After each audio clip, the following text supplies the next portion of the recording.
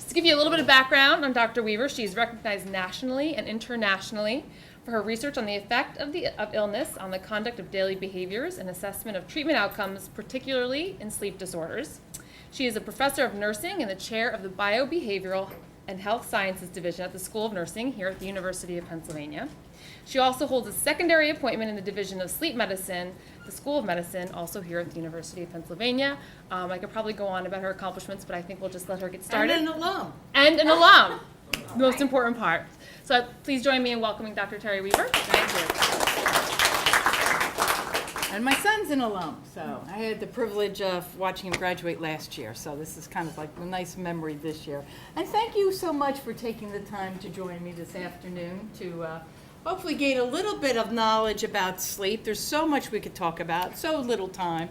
And of course, you may not be aware that, unless you've had a sleep study, that there's actually a couple tests to assess sleep. One is they put you in a room, and especially in the afternoon, and they turn down the lights and they see if you fall asleep in 20 minutes. So if I see you falling asleep, it's not because I'm boring, it's because you're sleepy. But hopefully that won't happen. But as you know, with all good courses here, I'm going to state my objectives. And what I hope to achieve is to talk about how we as a society have really changed our behaviors to affect sleep, and that we actually are not obtaining optimal sleep. Talk about the physiology of sleep, the 5 stages of sleep, the impact on health and functioning, talk a little bit about how to promote good sleep, which we call sleep hygiene. I wish we had a better name for it, but we don't. So, and that's what I hope to cover. We're a society where there's a fair amount of sleepiness amongst us. And so what I really hope to do is to demonstrate why that's not really a good thing, both physically, mentally, and also for the safety of yourself and others. So let me back up and let me just give you another example of an everyday situation that occurs that demonstrates some of the pressures that we're on regarding sleepiness. So there's this young lady, Joanne Gonzalez. She is a suburban housewife, stay-at-home mother, kind of a Martha Stewart example, very much a perfectionist, starts her days at 5:30 a.m., and she kind of ends them whenever the work is done and the stimulants, particularly coffee, wears off. She gets up after awakening, she starts her first loads of laundry, sees her husband off to work, fixes breakfast for the kids, herds them into her Volvo, and off they go to lessons and camp and after-school activities. She comes home at night, makes dinner for the family, but nothing for herself. She's too busy, she's too harried, got to get the kids' homework done, got to get them into bed. So not until about 10 o'clock, when everyone else has settled down and the house is finally quiet, does she really get a chance to do any relaxation. But her relaxation really isn't relaxation. This is the opportunity to do things because the kids aren't around.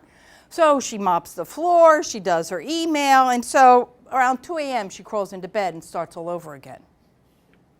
That's not good. We're in a chronically sleep-deprived society. There was a wonderful series of articles in the Time magazine some time ago that really described this. And of course, it's interesting that Thomas Edison felt that he didn't really need sleep. He said, personally, I enjoy working about 18 hours a day. Besides the short cat naps I take each day, I average about 4 to 5 hours of sleep per night. And I hope by the end of this you'll realize that's not great. But the key is not that he slept so little, but that he napped so much. And the reason he napped was because he slept so little. And who knows what he would have invented if he'd gotten enough sleep. He said, time is really the only capital that any human being has, and the thing that we can least afford to waste or lose. And that may be true. But I also hope to convince you that sleep, like nutrition and other things vitally important to functioning, is something that we can't shortchange, that we will pay for it in the end. And in fact, as a society now, we get about 20% less sleep than our ancestors did 100 years ago. They'd go to bed when the sun went down. They would get up when the sun went up, when that was about 12 hours of sleep. They might get up in the middle of the night, go in the kitchen, meet their other fellow housemates, have a bite to eat, go back to bed. But they slept for longer periods. And over time, the amount of time that we have spent asleep has gotten shorter and shorter. And now in the electronic age, 24-hour society, that we tend to do that even more and feel that it's a disposable, I call it the tossed necessity, or the disposable necessity. People think that we don't need it. And it is a sign and a badge of honor to say you only got 3 hours or 2 hours of sleep and you're doing really well. Now, I do a lot of these presentations. I do a preceptorship for the college students. I love to razz them, and I really gear this towards them about the impact of lack of sleep on their grades. But in fact, they oversleep their alarms 50% of the time. And if you oversleep your alarm, that's another sign you're excessively sleepy. You should actually wake up just prior to. And myself, being a sleep researcher, I follow the rules, and I usually do wake up prior to my alarm. I don't even know why I even said it. But if you get a sufficient sleep, you will wake up spontaneously before that. So really, life, the philosophy now in our society is life is too short, and so we rely upon other ways to keep ourselves awake. We use caffeine. We also, I don't know if that shows, I guess it shows, the thing that I just cringed when I saw this on the web, that there's actually a T-shirt that kids can get to really show that this machism that in fact they can do without sleep, and it's advertising something like Red Bull that has a lot of caffeine in it and energizes you. When I was growing up, we all went to bed, and I'm sure several of you in the same case. When the what did they call that? All the test pattern came on. And we went to bed. I thought, why are my kids up later? And I remember everyone as a family went to bed at the same time. I thought because they're entertained, because there's no test pattern anymore. There's all these night late shows. Now there's 3 series of late. There's late, and late, and so there's constant entertainment. And our kids are watching them too. TVs in the bedroom, computers in the bedroom, and of course just all this stimulation before going to bed.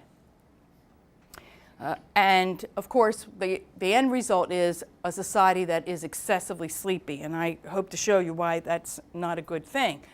Now this is kind of an interesting slide I borrowed from my colleague David Dinges. I have a number of his slides in here. And so really, as we have light and dark, as I pointed out about our relatives in the past, it really shaped our genes, our biological system to be awake at a certain time and asleep at a certain time, the circadian rhythm, which I'll share with you. But in fact, modern humans developed technologies that have really shifted that. And if you look at the area of the East Coast, you can see that it is dark, but it is not totally dark, it is light. That all those lights are on at a time when it should be totally black. Now, of course, as you look at other areas of the world, it is darker. Now, of course, it could be more sparse areas of the world.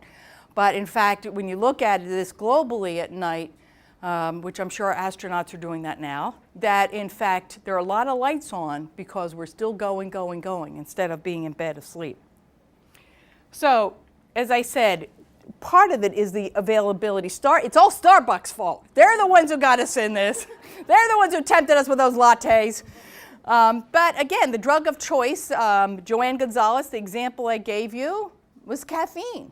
We all grab that fix, be it coffee or a diet Pepsi, but about 60% is our caffeine of choice.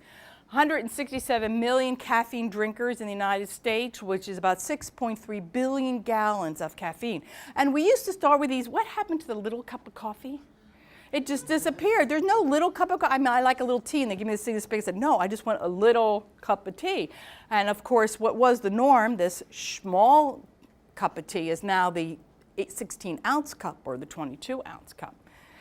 And additionally, we have it so the little cup then became the 20-ounce cup. And really, the average drinker drinks about 3 cups of coffee a day, 2.4 billion gallons of tea, and about 70% of caffeinated or carbonated drinks are caffeinated. And we consume about 15.3 billion gallons or 574 cans. 574 cans for every man, woman, and child. That is a lot of caffeine. And you really shouldn't be drinking caffeine after noon, with the horror of believing that for all of us, but in order to really work through your system and go to sleep. And we can become addicted to it, so we get these caffeine withdrawals when you do without it. The other piece is that now that we have the technology of email and web-based possibilities, and now tweeting or twittering or whatever we can do now, the relationship between sleep and work. And as you can see by this slide, that as there is an increase in the number of hours people work, something's got to give, and what gives is the amount of sleep that they get. And I will show you evidence that being at this end is not a good thing.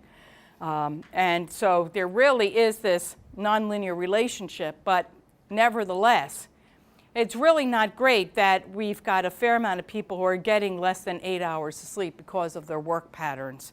I've heard of people waking up, especially brokers, in the middle of the night to see what the Japanese market's doing. I thought I should put in a Wharton-related comment, being here. But, I mean, that kind of 24-hour attention to one's work certainly decreases sleep. On the other hand, when given the opportunity to sleep on the weekends, they don't always do that to get more sleep, but again, and I like to show this to the students, that the more that hours of relaxing and leisure also affects how much sleep. So in addition to working a whole lot, if we play hard also, we're not getting sleep either. We sacrifice no matter what. I think all throughout the campus, it's an issue that we are just now understanding. We know that with young children, for example, in school start times, there's been research to show changes in grades when you push for high school students, you push the start times back to allow them to get more sleep. So I think we're just starting to realize the impact. You just tell him he will also gain weight if he doesn't get enough sleep. There's a relationship between the short sleep duration and weight gain. So if you start to hit things that they value, then I think it will make a difference. The other thing that I want to point out for those of us who are also caregivers, that for more individuals for which you provide care, this is for some of us, particularly women, the second shift, when we get home, that in fact, when we take on several caregivers in a typical family, where we're the caregiver for several people, I should say, that in fact our sleep is also shorted because we go to work, we do that, then we come home and do all the other activities pertaining to that care of our families, and that decreases our sleep as well. So now let me try to portray for you a little bit more about what sleep actually is and why it's important. Well, we don't know what sleep is. So, sorry about that. Little teaser there that I couldn't fulfill. We know what it looks like. We don't know the purpose of sleep yet, which is another area of research. I love doing sleep research because we have so few answers that it keeps me funded. But not easy to do in the last administration, let me tell you. But in fact, it's a behavioral state. We know it's not coma because you can wake up. And so it's really a subtraction definition and not much more, but it is a retreat from environmental engagement, and there are key physiological behavioral processes that occur that I'll share with you that we know occurs during this time period, and it is reversible, so we know you're not in coma. I hope you feel good about that. Now, how do we know that you're in sleep? Sleep is defined by polysomnography. That is a method. Has anyone had a sleep study? Yeah, you did? Okay, a few of you had. It looks worse than it is, huh? Except you're sleeping all wired up, literally, not figuratively. So usually, typically, as pictured here, the individual has a series of electrodes that are attached to their scalp. It gives us the brainwave information because we know the brain is very active during sleep and changes as you move through different stages of sleep. We also take a look at breathing for respiratory disturbances, particularly for sleep apnea. So there's a little nasal pressure device that it's like two little prongs that go in your nares. The other thing we do is place electrodes on either side of the eyes to look for eye movements, which depict certain stages of sleep. So that's the electrooculogram, brain waves, the electroencephalogram. And then there are also electrodes that could be that are placed on the chin or placed on the calf muscle that shows whether there's muscle movement, because there's different stages of sleep where we don't have muscle movement, and that measures, that's the electromyogram that looks for muscle tension. And so we record all of these things at the same time. We used to have to score them by hand, and one sleep study would be about this wide and about that thick. And you go page after page after 8 hours of reading these. Now it's all done by computer, thank heavens, and they score it, and usually the physician and the technologist look over it and finalize the interpretation of the sleep study. So we define sleep by stages, what stage of sleep you're in. And this is all based, again, on this information we receive and the characteristics that appear in non-rapid eye movement as opposed to rapid eye movement sleep. There are 4 stages of what we call non-rapid eye movement sleep, where we have no eye movements. I'll go into that a little bit more in a minute. And then rapid eye movement sleep, you might be familiar with, is predominantly where we dream. Although you can have dream and non-rapid eye movement sleep as well, most of it is concentrated in there. And I said we differentiate that by the parameters. So you start out moving left to right in the first stage of sleep. This is when you're first starting to go to sleep. It's a transitional and disengagement from the environment. You're just starting to doze off. You might still be aware. You might have some fragmented thoughts, a little kind of dreamlike kind of experiences. And your body starts to slow down. Your breathing starts to slow down. Occasional little muscle twitches. And it accounts for about 4 to 5% of your sleep. And of course, when you look at it, you see that the voltage on the brain waves is very low, but the speed is very fast. Okay?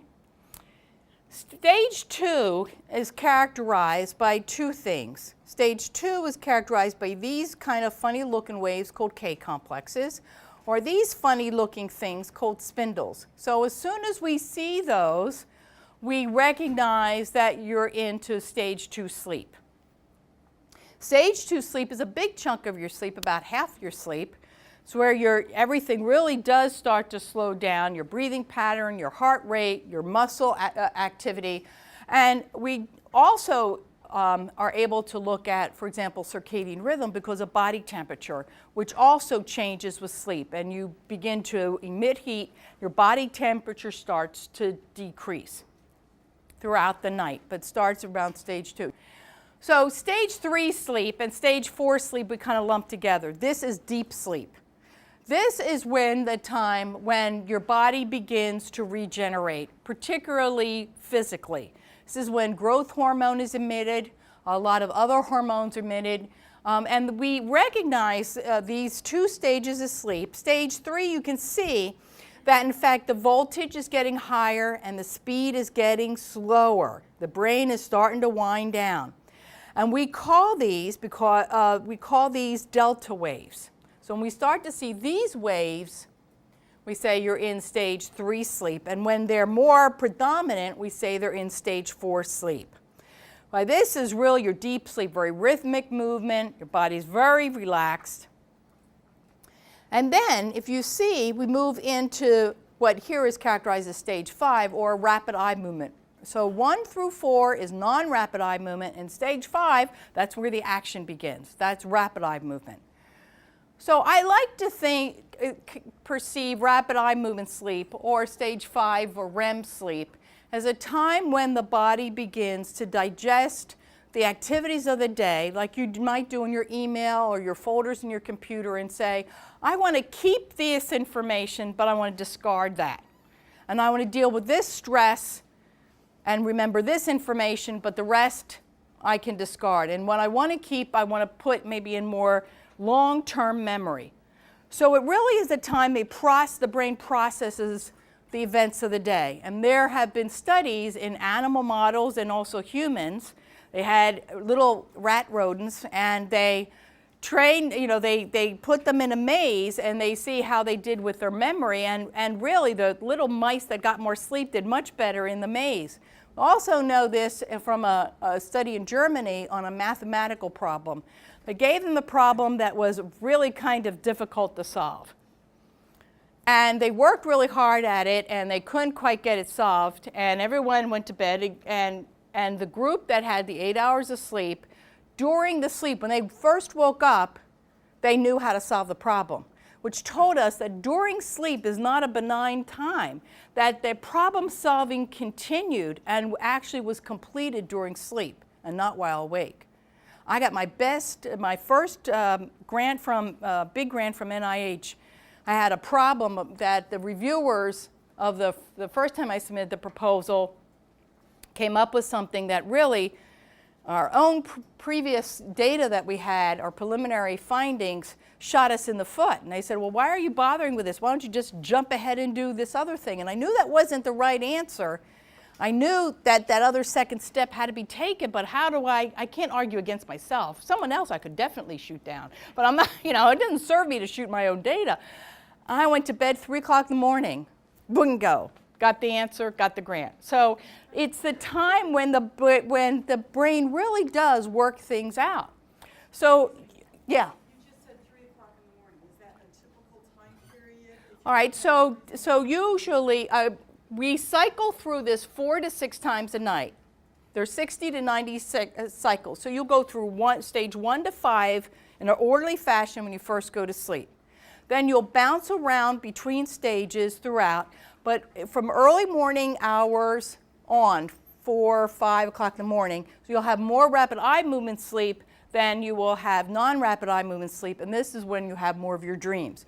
If I were to wake you suddenly from rapid eye movement sleep, you probably could tell me about the dream you had.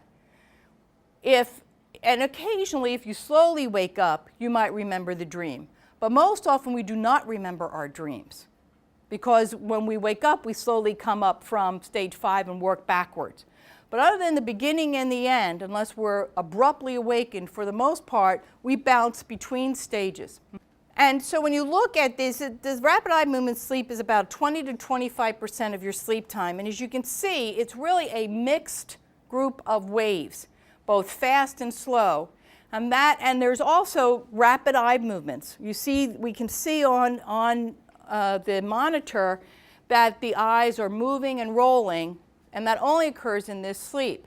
And the reason we have these mixed brain waves is the brain processing the information, the dream's going on. Imagine if it's a really wonderful dream. I was going to say hot dream. Your eyes are really going and you're eating. But you're processing this information. The other thing that occurs in rapid eye movement sleep, something that was the discovery of this was greatly contributed by Adrian Morrison in the vet school, was that we are actually paralyzed during rapid eye movement sleep. Only our diaphragm and some of our, of course, essential body parts are operating, but the rest of the body is paralyzed. Now, when we wake up, we move back through these other stages, so then we're not paralyzed anymore. But there is something called REM sleep disorder, where the person actually, you might have heard about, night walking, night talking, also night eating, where people get up, they go to the kitchen, they make themselves a sandwich, they eat it, they go back to bed, they're sound asleep. And of course, there's been some isolated stories of individuals who have committed crimes, murder, and they're asleep. They go. There was one famous one in Canada. The guy got in his car, drove his mother-in-law's, shot her, got back in the car, drove home. He was acquitted because he had a sleep disorder. So there is something called REM behavior disorder, where people act out their sleep, and I wouldn't suggest it. Don't get any ideas. But the reason is because some of the neurotransmitters that prevent you from actually moving around, the chemistry in the brain, is defaulted in these individuals. That enables them not to be paralyzed. But the rest of us, except for an occasional movement to turn, are pretty paralyzed during that stage of sleep, to prevent us from acting on all those thoughts and stress and thinking and dreams that we experience. And people with REM behavior disorder will, in their sleep, they might, some have even, said things or physically attacked their bed partner because they, from things that their brain is going through, but they're sound asleep. They're unaware of it. As you move through, this is hopefully where we are here, awake and conscious. And so in the behavioral state of being awake, we can acquire information like you are all doing. You are animated. You've got, your thought is logical and progressive, as your questions indicate. Your movement is voluntary, and this is what your EMG, again, that's the muscle, active. Your EEG, the short, fast waves are indicative of wakefulness. That's part of the problem. If I were to look at an EEG without the eye movements, I could not tell whether it's an EEG of someone awake or an EEG of someone asleep. The only thing that helps, we're looking at the eye movements and the lack of muscle tone that occurs, which you see here. So maybe I should go across instead of down. So in wakefulness, the cognitive experiences is you're gaining information. Here, you've got some processing of information, and in REM sleep, as I said, that's where we start to toss and keep information. So it's the integration of information, the meaning of information, and that's where the dreams are associated. The sensation then is interaction with the environment. Here, of course, you're withdrawing from the environment, so it's more dull or absent. Here, it's again, vivid, that relates to the dream, but it's internal. It's not in relationship to the environment. Thought is logical here. It's less so in non-REM sleep, and then it can be illogical and bizarre, and that gets, again, to the dreams. Movement is voluntary. Here it's episodic. That might be you can have dreams at any parts or fragmental thoughts during different stages of sleep, although predominantly non-REM, and you can have some leg movements, or you're getting yourself into a different position. But as I said, that when you get into non-free, it could be commanded, but it's inhibited, and that's the subtle difference. In REM sleep, we have the neurotransmitters that say, don't move, and make us paralyzed. But in some parasomnias, which is a sleep disorder, that doesn't happen, and that's what gets the sleep talking and the sleepwalking and things that should be inhibited, but they're not. You can see the differences, which I've pointed out before, in the muscle tone. The muscle tone is much less in REM sleep. It's very, very flat. The EEG, these sawtooth waves, very, very slow. The peaked waves, here it's a combination. And then eye movements occurred. This is an eye movement during the wake, not at all during non-REM, and then you see them again during REM sleep. So we look for this, and we look for this, because this looks just like that, so we don't know if it's awake or asleep, and we say, aha, they're in REM sleep. And those of you who have animals, they produce this kind of funny thing on EEG. But then here are some, this is norepinephrine and serotonin 5-HT, and you can see that REM is off and your eyes are open or moving, or as we get to REM, more rapid. But you can see that this hormone is emitted, and as you move into REM sleep, that's turned off. And this cholinergic system, these other neurotransmitters are emitted, and they kick on and put you into REM sleep. So that's why you see the changes in the EEG and the other aspects of this, because of the neurotransmission, and we are still trying to understand that. So you're asking good questions. We don't always have the answers. Physiologically, we also change during sleep. So if you move again from left to right, you can see that even though in stages 1 and 2, things start to slow down, your blood pressure starts to decrease, your heart rate decrease, your breathing decreases, and the same with stage 3 and 4 to a greater extent, and there's a lot of fluctuation in REM sleep. And that is what you pointed out in terms of cardiac events and other things. You have a fluctuation in heart rate, so if you are predisposed to cardiac problems, that's not great. And that's when people can have the heart attacks, is that this occurs, especially we see this in patients with sleep apnea, where there's also a decrease in oxygenation, that it's occurred all night long. And then this added stress occurs physiologically, and they have the heart attack or the stroke. Their respiratory rate is irregular, fluctuations in blood pressure. They have more apnea, which is the absence of breathing that occurs less than 5 times an hour in a normal person, but can be as much as 60 times an hour or 300 times a night in someone with sleep apnea. And of course, the other point is that our response to decreases in oxygen and increase in carbon dioxide is also changes as we move through sleep. And it's more blunted, so those people with asthma or pulmonary problems will have more difficulty when they wake in the night. We also clear our secretions less. So in the morning, you might have more difficulty breathing than you would when you went to bed. Did you have a question? All right. And this was a question I think someone asked, and your Alzheimer's question. Try to remember the question, is that as we age, our sleep also changes. There is more difficulty getting to sleep, so you get more stage 1 and stage 2, less stage 3, 4 sleep and REM sleep, and there's also more difficulty maintaining sleep and a lot of early morning awakenings. In Alzheimer's patients, we're going to talk about this a little bit more, there's a shift in their normal rhythm, so they tend to wake up earlier and have more fragmented sleep. So as you get older, these are the stages of sleep, these are the hours of sleep. You see a normal adult, this is the moving through the stages of sleep we talked about. This is called a hypnogram, the plotting of the sleep. And as you can see then, there's this movement through the stages. And then as you get towards the early morning hours, which was your question, I think, you can see you get more REM sleep and less of and deeper stage 3, 4 sleep that occurs in these hours than previously. Does that help you? But in the older person, there's more disruption. That doesn't mean this occurs in everybody, but the tendency is that there is less sleep consolidation than normal. And we don't know if that's okay or not. It may be perfectly fine, so I don't want you to think, oh my gosh, I'm older, my sleep is terrible, and I'm not going to make it. That's not the case. We just don't know. We also know older persons are more resistant to sleepiness. So we don't know the meaning of these things. We just know that they occur.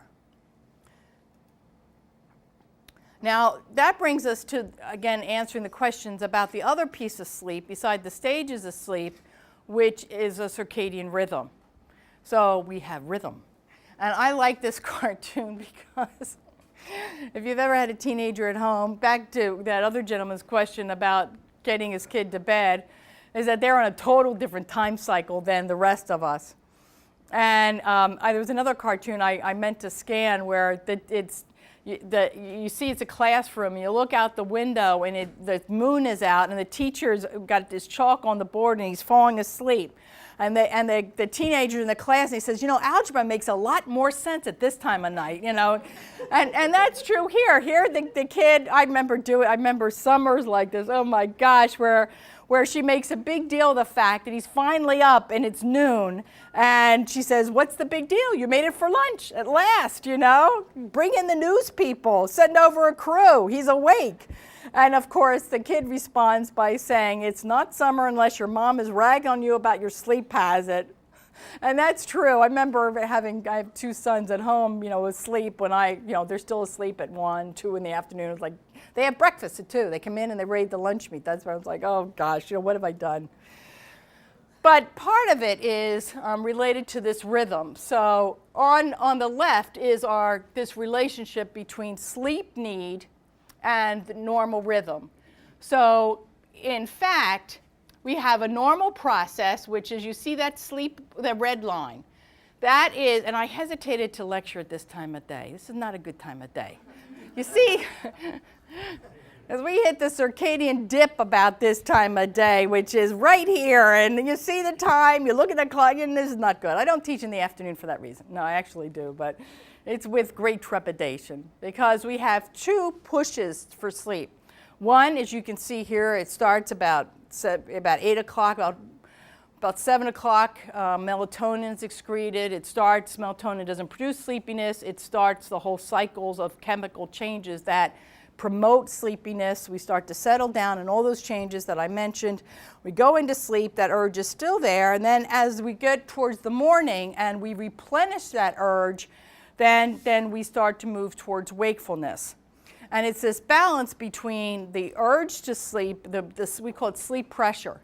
So this is a normal rhythm. And you can see that during the day, the sleep need builds, and it corresponds then to the circadian rhythm. And as I said, we have this not only the nighttime need to sleep, but a dip in our urge to sleep about this time, the siesta time, where a little nap would be a good thing, where we get a little bit more sleepy. And I know if I hang in there till 6 o'clock, I bounce back up and I'm ready to go. It does correspond, as you can see, to body temperature. So that's why how we plot circadian rhythm is with temperature, and it corresponds beautifully. People who are, because our rhythm is not only based on our biological clock, there is an area in the brain called the suprachiasmatic nucleus. It's in the hypothalamus, where the major clock is, although in all the cells there are clocks. And not all the cells, I should refer. There are cells that also have clock properties of timing of things, but that is one of the major areas. It does start to lose some of its cell and capacity as you get older. I think that's why I don't respond to jet lag like I did when I was older. That's a good thing, because my clock doesn't know what, I was in Vancouver yesterday, it doesn't know what time I'm on, and it cooperates better that way. But people who are blind, their rhythm moves every day, because we also not only have the clock, but we use light entrainment to center the clock for the appropriate season and time. And so, unlike animals that just use light, we use a combination of light plus inherent rhythm.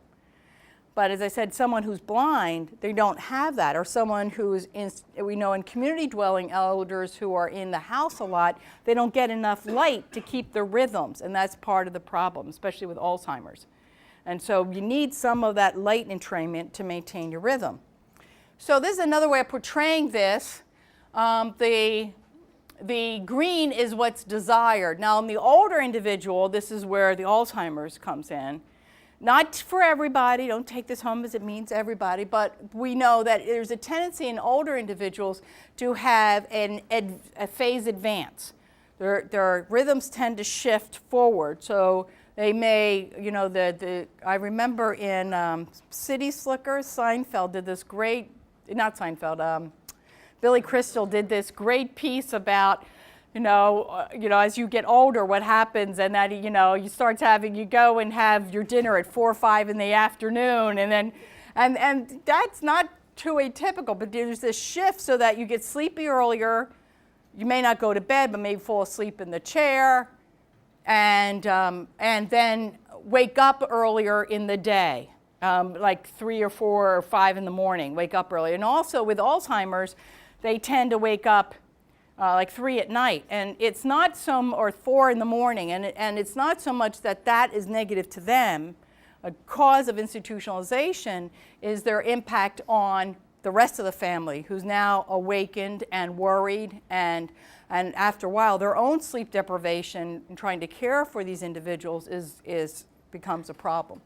So in older individuals, we see this phase advance where you become sleepy earlier in the evening and you're aroused earlier during the day. And there's also a tendency, because the sleep is more disrupted, there's less, more phase 1, 2, more stage 1, 2 sleep, less deeper sleep, that there's also more sleepiness in the day and more napping. But not all older individuals are sleepy. A study that we did, Alan Pack was the principal investigator. I was involved in that study that showed that there are some older individuals who are not sleepy and very functional, and some older individuals who are sleepy and less functional. Some of it was due to sleep disorders, some of it was due to medications. So it's very important to ask about medications that you're on, because it can produce sleepiness. Now here's our teen, the opposite, delayed. So their sleep, this is our college kids, this is your son. So their sleep is phase delayed. So they don't think about sleep till 12, 1 o'clock in the morning. That's when, and we know, we thought that was just a social thing, but we now know, due to work by Mary Carskadden and Brown, that there's a physiologic difference in their sleep, and it's pushed back. So that, in fact, they are, when we're all trying to go to sleep around here, they don't get sleepy till much later, and they also don't wake up as earlier as we do. So theirs is shifted. So they may get sleepy about 1 o'clock in the morning, 2 o'clock, and then they'll sleep till 11, 12 o'clock. And that's physiologically normal for them. That's why early classes, my sons, if they learned anything, they learned not to take early classes. And that's what they did. They took 3 o'clock or later classes, or they didn't take them. It killed them. My son last semester had 8:30 or something. It killed him. But they purposely chose, because they knew enough from hanging around me, to go with the later classes. Not out of just experience, but they also have heard me talk about this. So that's that. Now, the other thing that disrupts our sleep is jet lag. And of course, for each hour, or excuse me, for each time zone you cross, it'll take a day to recover. So you can do the math. If you go to Hong Kong, you're in big trouble. You have to stay there for 2 weeks to get on schedule. And of course, part of attending to that, melatonin helps a little bit, but part of it is getting out. If you're going west, you get out, you go to California, get out in that wonderful sunshine right away. The reason is to shift your rhythms back. With that light entrainment, you want to be able to shift your rhythms in sync with their time. So I try to get right outside. If I'm going to Europe, I go hide initially, depending on when I land, because if I spend a lot of time out in the daylight, I'm going to get totally screwed up, because I need to shift my rhythms the other way. Shift work can be called the blue-collar jet lag, but this is scary. There was monitoring of 20 nuclear power workers. 25% fell asleep on the job. Isn't that scary? 55% of night shift workers report nodding off asleep, and 30% have incidents occur 3 times a week. And this is, again, with these hypnograms, this is someone who's working, and you can see them falling asleep during the work. You know, here are episodes. This is their sleep, but these are sleep episodes while they're at work. This is 4 o'clock in the morning. And the reason for those episodes is because that circadian rhythm is pushing through.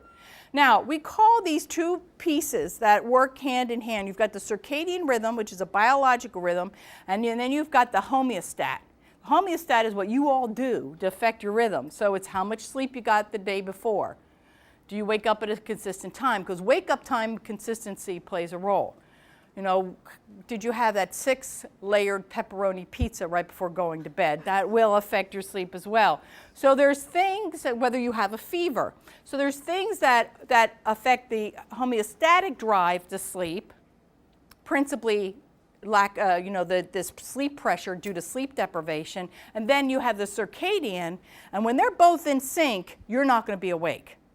It's going to drive you to sleep no matter where you are and what you're doing, and I will give you examples of this. Depending on how they're balanced, in night shift workers, they've got a strong circadian pressure to sleep, but they're trying to keep themselves animated. If you've ever been on a unit at night with nurses, they're very animated at night.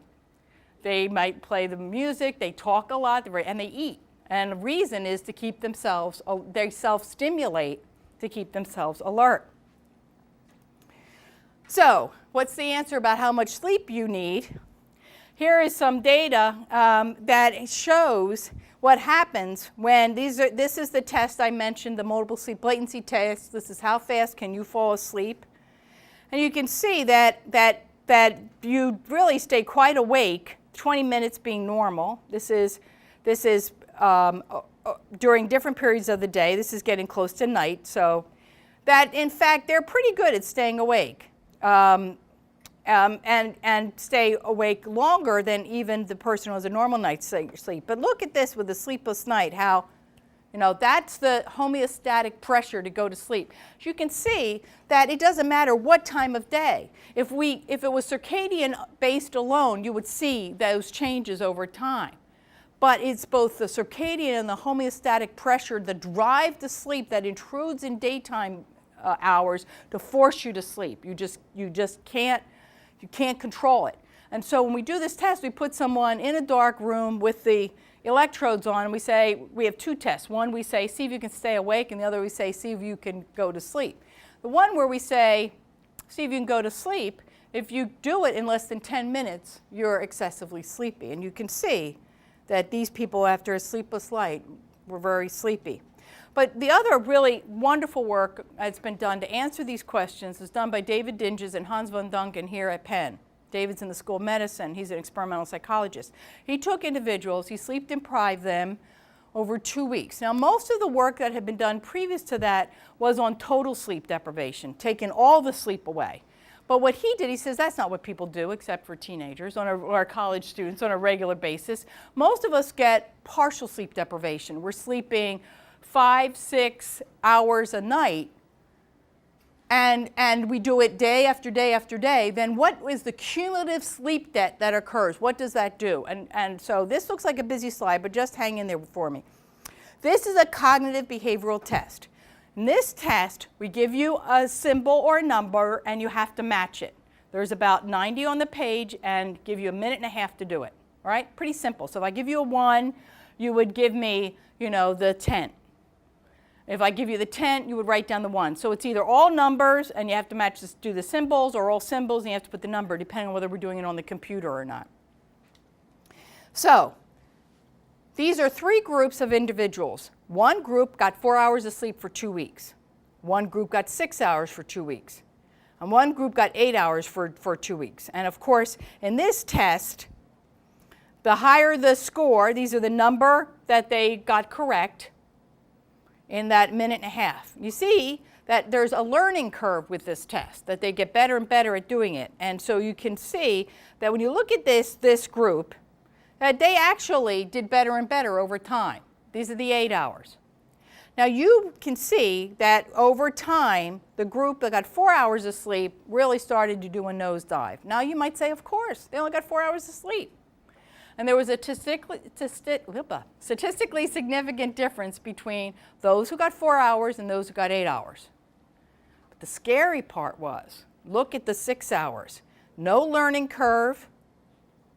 But there was, they didn't look like this, they didn't get better, and there was a statistically significant difference in performance between those who got 6 hours of sleep for 2 weeks and those who got 8 hours of sleep, suggesting that you do need that 7.5 to 8 hours. Another test that they did is called the Psychomotor Vigilance task. You can see the gentleman here with it. He's got his electrodes on so he can look at sleep. You don't need electrodes to do this test. It's a little box, and it has no learning effect whatsoever. And in this little box, in this area here, there's numbers that flash and they roll, sequentially. And as soon as you see them, you have to push one of the black buttons. One button if you're left-handed, one button if you're right-handed. So you hold this thing and you wait. It's a 10-minute task. Not very long, very boring. So we can unmask sleepiness with a very boring environment in a very short task. Doesn't take much. And as soon as those numbers flash, they have to respond. And you can see that over time, the 8 hours did really well. And when they fail to respond, we call that a lapse in attention. So this is a sustained attention task. Look at the 6 hours. They get worse and worse and worse and worse. They've got a lot of lapses. A lapse means the numbers were there, but they didn't respond. They just totally missed it. 4 hours worse, and this is what happens with no sleep at all. So not only can you not process information, you also can't sustain attention, which we think is really the fundamental basis for problems with sleep deprivation, is the inability to maintain attention. That affects your memory, that affects your performance. So what happens when we don't get sleep? I'm going to show you examples of this. It affects sleepiness, it affects your mood, both ways, more irritable as also more depression. And we know from recent evidence that short sleep duration is associated with obesity, it's associated with diabetes, it's associated with cardiac events. Now, see if I can explain this to you. When you don't have a lot of sleep, with a high level of motivation, you're able to perform. And that's where, to some students, they think, I'm fine, there's your son, I'm okay. You can't perform. Sleep does not affect your hearing. It does not affect your vision. It does not affect your motor skills. You can still do all those things in a short period of time. But when I ask you to perform that task, if you're motivated in a short task, you can do it. However, if I prolong the task and I really thrash the brain to work optimally in a very boring situation where there's nothing else to stimulate you and to sustain your attention, you're going to fall asleep. And so the effects of sleep loss permeates performance and both all cognitive and sustained attention tasks. And when I say this highfalutin term, sustained attention task, what does that mean? That means you're going to crash your car, is what that means. And it's the most powerful determinant of lapsing and problems with performance is in a sleep blueprint is how long you need to do the task. The longer the task, the more I'm going to unmask, as we call it, and show your sleepiness, because you won't be able to keep it up. You could do it for a little bit, but not. So after about 18 hours without sleep, you can give your son these facts. Reaction time begins to slow from a quarter of a second to a half a second and then longer. You can't make it go. You miss. You take longer to respond. Then what happens, you asked about what happens in the cell. What happens, I can't tell you in the cellular level, but we know that in a larger level in the brain is that the serotonin and other of those neurotransmitters I mentioned start to activate. And when they begin to activate, they intrude during sleep. So even though you could be at a circadian phase, which is the morning and you're supposed to be awake, if your sleep pressure is high enough, it will create a situation where those neurotransmitters kick in, that flip is switched from awake and alert to sleepy, and sleep will intrude into the daytime, and you get these microsleeps anywhere from 2 to 20 seconds where your eyes are open, you think you're awake, but you are not. Have you ever driven somewhere and then you're not sure how you got there? Yeah. Since we know that sleep deprivation is detrimental, could you, before the session ends, tell us some ways to promote? Yes. So let me move along so I can do that. So the other thing, that to bring it home to your son, ask him if he'd go out and get drunk and drive, or go out and get drunk and go to class. He'd probably say, of course not. Well, maybe he did say that. But reaction time is roughly the same as someone who's had 18 hours of sleep deprivation. The reaction time is the same as someone who has a 0.08 blood level, which would get you arrested in most states for driving under the influence. So there's been tests done where people drive through cones, sleep deprived, and those who have been drunk, they had no problem getting people signing up for the drunk part. They found that, in fact, the performance was the same. All right, so what David says is that with 2 nights without sleep, your performance dramatically decreases and you essentially fall off the cliff. You just cannot maintain alertness. So let me explain. Oops. Oh, stop. All right. So this uses an EKG. Are we okay? I know we're running close to time. So an EKG, we just did this for, David did just for visual effect.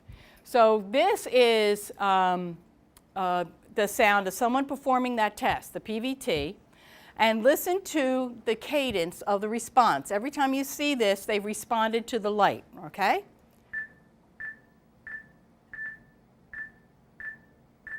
Now, all right. Oh, it's not going to do what I wanted. All right. Sometimes it gets a little messed up. What you would see plotted there under reaction time, that little extra little bit of labeling didn't come through for me. What happens is that then the performance is stable and reliable. You heard it. It was pretty much like a cadence song, all right? So now here's someone who's had total sleep deprivation.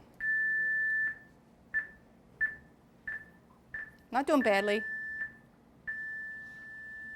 Getting worse.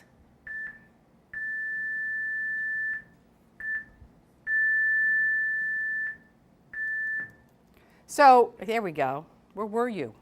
So there are no lapses in the first person who had adequate sleep, but you see there were 33 lapses in the second person, and they got longer and longer. So for the short period, they sounded like the normal person. Boop, boop, boop. They were moving along. But as time on the task increased, their tired brain kept trying to compensate for the drive of push to go to sleep, and they couldn't do it. And they got worse and worse and worse.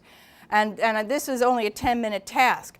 So we have 100,000 motor vehicle accidents every year because of sleep-related, and that's probably underreported. You like my joke? I hope you read my little cartoon. That's underreported because a lot of police reports don't include sleepiness as an assessment for an accident. But Chernobyl, you guys are all like me. When I do this to the kids, they have no idea of these accidents I talk about. Chernobyl, that was due actually to sleepiness. 3 Mile Island, they were up night shifts. I told you about the nuclear power. Bhopal, Exxon Valdez, the combination of sleep deprivation and also alcohol. And of course the Challenger, did you know that the commission said that the Challenger, one of the major reasons was fatigue by the group making the decision whether to launch. They were up for 36 straight hours.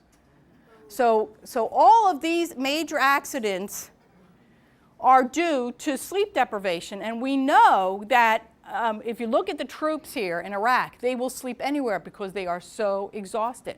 You know, how many of you could fall asleep on concrete?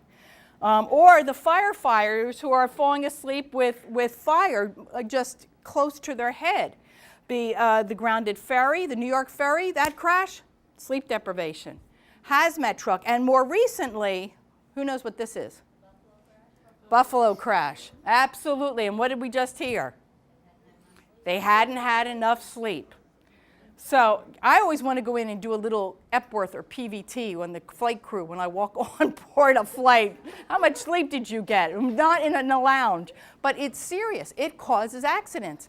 And it can even cause accidents in your car. Here's a truck driving along at 60 miles an hour.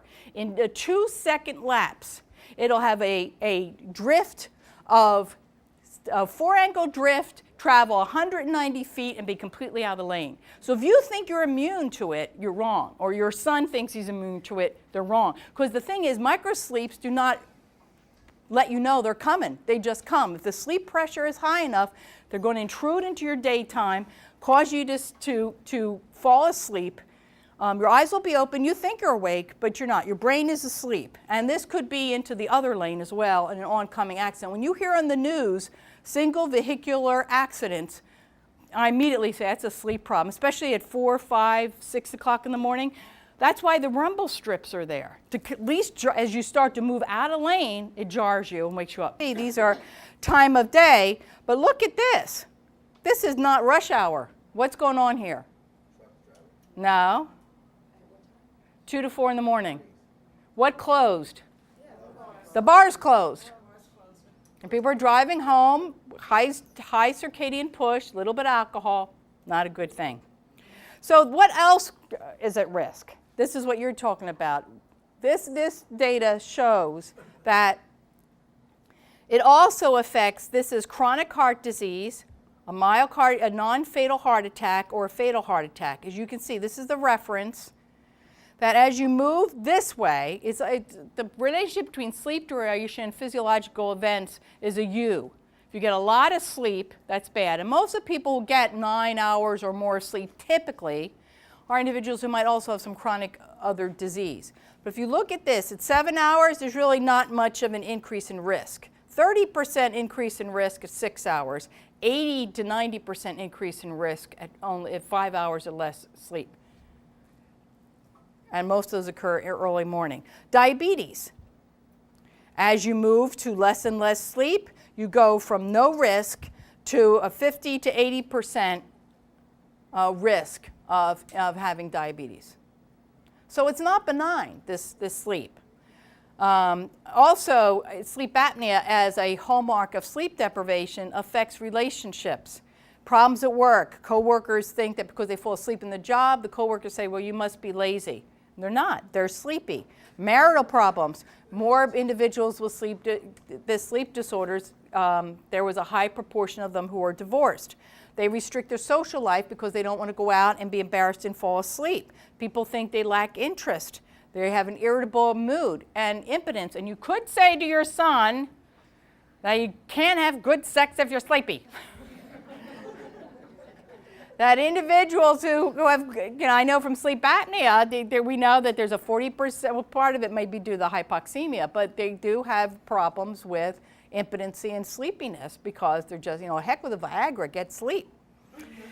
So in general, it affects all different areas of life. The ability to be productive, I've shown that affects, again, the vigilance we talked about, but also that vigilance permeates all the activities of daily living, from keeping your activity level, you're keeping up pace with people your own age, being social, and again, intimate and sexual relationships are also affected. So to your question, the grand finale, what do we do about that? There are rules called sleep hygiene rules. Hate that name. First, regular schedule, even on the weekends. You maybe can deviate about an hour. That's what I do. But other than that, I can't sleep in anymore. Those days are gone. Because my sleep is so regimented. And I go to bed at the same time and I get up at the same time. That's why I don't need an alarm clock. And wake time consistency is particularly important.